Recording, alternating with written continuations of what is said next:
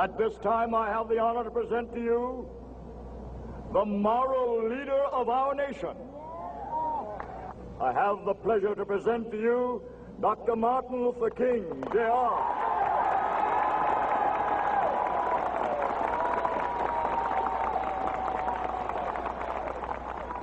I am happy to join with you today in what will go down in history as the greatest demonstration for freedom in the history of our nation.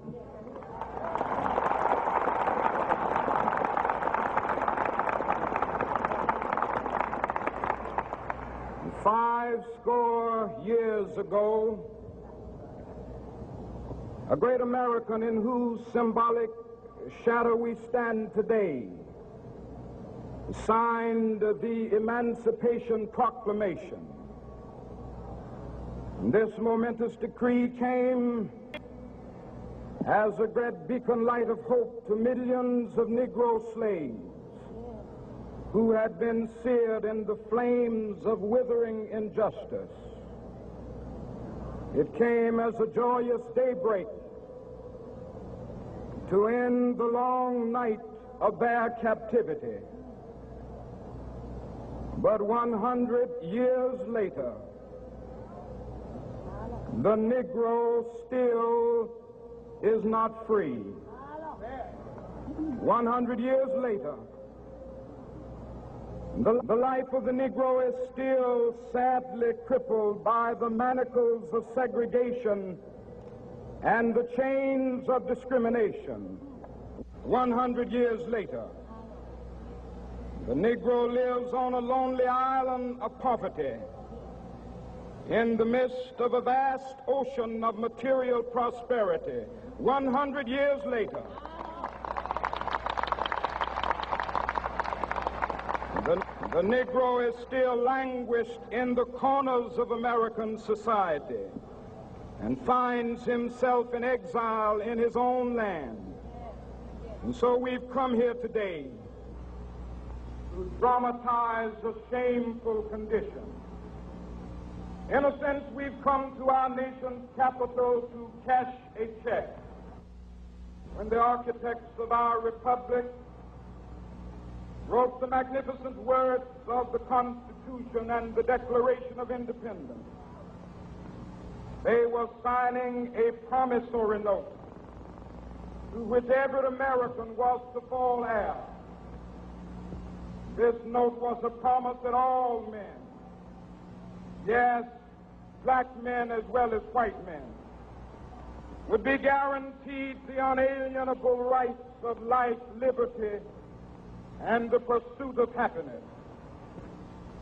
It is obvious today that America has defaulted on this promissory note insofar as her citizens of color are concerned.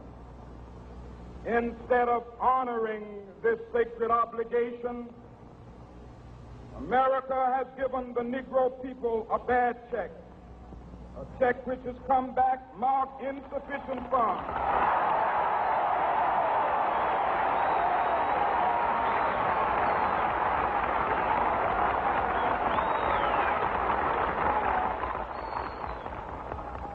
But we refuse to believe that the Bank of Justice is bankrupt.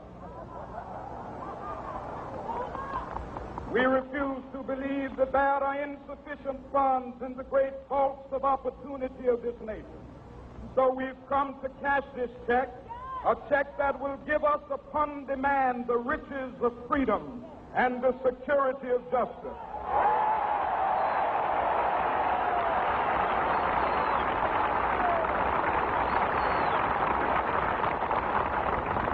We have also come to this hallowed spot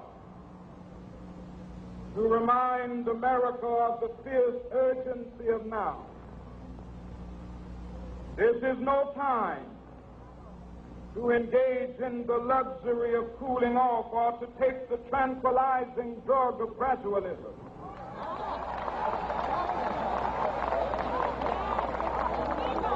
Now is the time to make real the promises of democracy. Now is the time to rise from the dark and desolate valley of segregation to the sunlit path of racial justice. Now is the time to lift our nation from the quicksands of racial injustice to the solid rock of brotherhood. Now is the time to make justice a reality for all of God's children. It would be fatal for the nation to overlook the urgency of the moment. This sweltering summit of the Negro's legitimate discontent will not pass until that is an invigorating autumn of freedom and equality. 1963 is not an end, but a beginning. Those who hope that the Negro needed to blow off steam and will now be content will have a rude awakening if the nation returns to business as usual.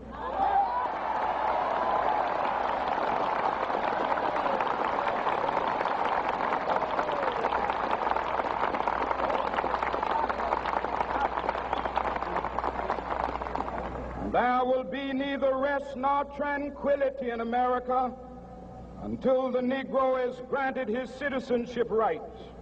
The whirlwinds of revolt will continue to shake the foundations of our nation until the bright day of justice emerges.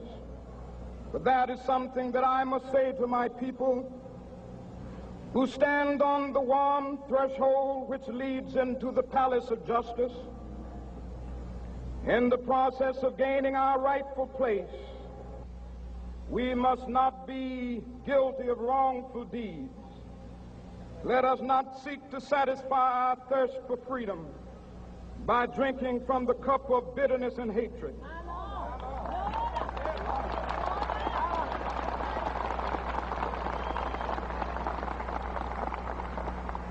We must forever conduct our struggle on the high plane of dignity and discipline. We must not allow our creative protests to degenerate into physical violence. Again and again, we must rise to the majestic heights of meeting physical force with soul force. The marvelous new militancy which has engulfed the Negro community must not lead us to a distrust of all white people. For many of our white brothers, as evidenced by their presence here today, have come to realize that their destiny is tied up with our destiny.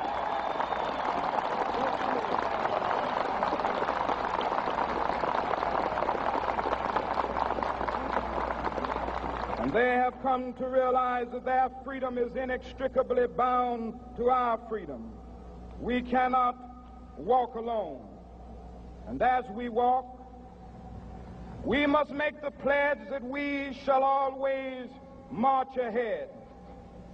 We cannot turn back. There are those who are asking the devotees of civil rights, when will you be satisfied? We can never be satisfied as long as the Negro is the victim of the unspeakable horrors of police brutality. We can never be satisfied as long as our bodies, heavy with the fatigue of travel, cannot gain lodging in the motels of the highways and the hotels of the cities.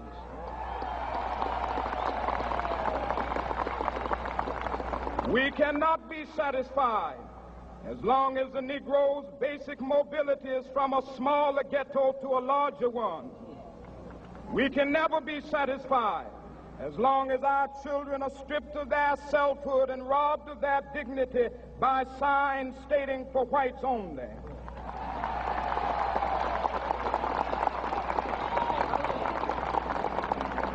We cannot be satisfied as long as a Negro in Mississippi cannot vote and a Negro in New York believes he has nothing for which to vote.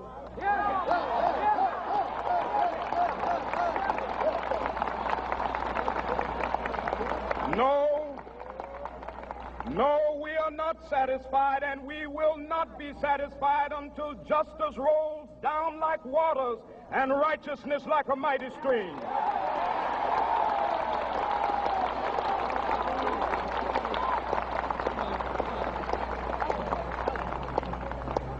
am not unmindful that some of you have come here out of great trials and tribulations. Some of you have come fresh from narrow jail cells. Some of you have come from areas where your quest for freedom left you battered by the storms of persecution and staggered by the winds of police brutality.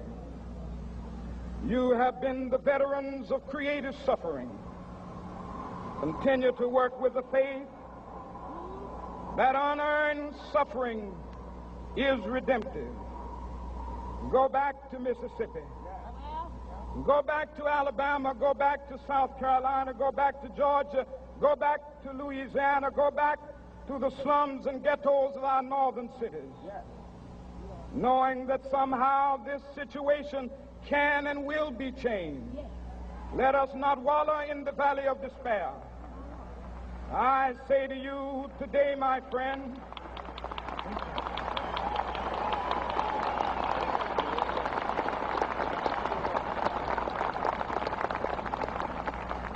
so even though we face the difficulties of today and tomorrow, I still have a dream. It is a dream deeply rooted in the American dream.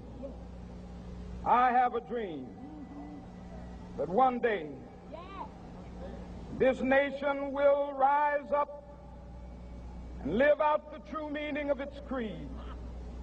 We hold these truths to be self-evident, that all men are created equal.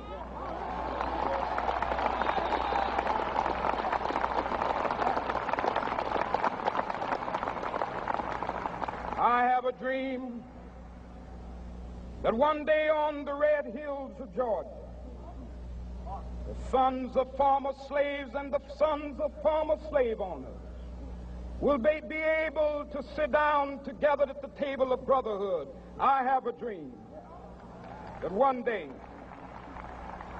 even the state of Mississippi, a state sweltering with the heat of injustice, sweltering with the heat of oppression, will be transformed into an oasis of freedom and justice. I have a dream that my 4 little children will one day live in a nation where they will not be judged by the color of their skin, but by the content of their character. I have a dream today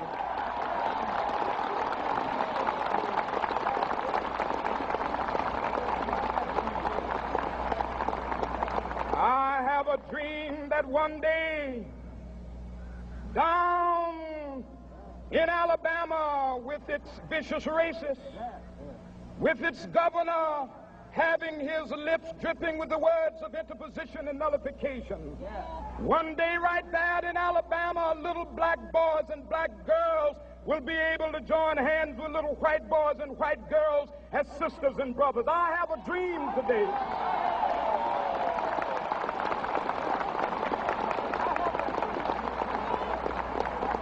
I have a dream that one day every valley shall be exalted, and every hill and mountain shall be made low. The rough places will be made plain, and the crooked places will be made straight, and the glory of the Lord shall be revealed, and all flesh shall see it together. This is our hope. This is a faith that I go back to the South with. With this faith, we will be able to hew out of the mountain of despair a stone of hope. With this faith, we will be able to transform the jangling discords of our nation into a beautiful symphony of brotherhood. With this faith, we will be able to work together, to pray together, to struggle together, to go to jail together, to stand up for freedom together, knowing that we will be free one day. This will be the day. This will be the day when all of God's children will be able to sing with new meaning, "My country, tears of thee. Sweet land of liberty, of thee I sing. Land where my fathers died, land of the pilgrim's pride. From every mountainside, Let freedom ring, and if America is to be a great nation, this must become true.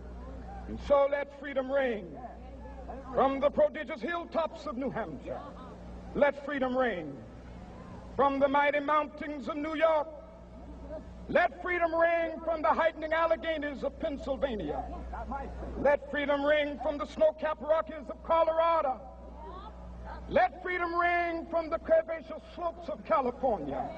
But not only that, let freedom ring from Stone Mountain of Georgia. Let freedom ring from Lookout Mountain of Tennessee. Let freedom ring from every hill and molehill of Mississippi, from every mountainside. Let freedom ring, and when this happens, and when we allow freedom ring, when we let it ring from every village and every hamlet, from every state and every city, we will be able to speed up that day when all of God's children, black men and white men, Jews and Gentiles, Protestants and Catholics, will be able to join hands and sing in the words of the old Negro spiritual, free at last, thank God Almighty, we are free at last.